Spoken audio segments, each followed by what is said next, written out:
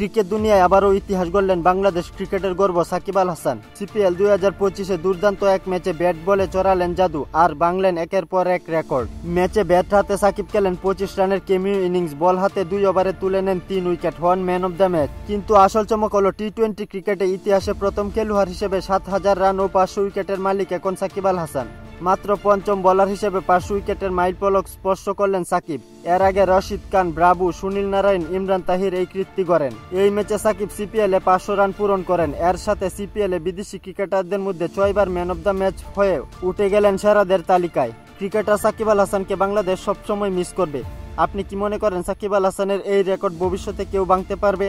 Comment করে জানিয়ে দিন আপনার মতামত। খেলাধুলার গুরুত্বপূর্ণ আপডেট পেতে আমাদের চ্যানেলটি সাবস্ক্রাইব করে পাশেই থাকুন।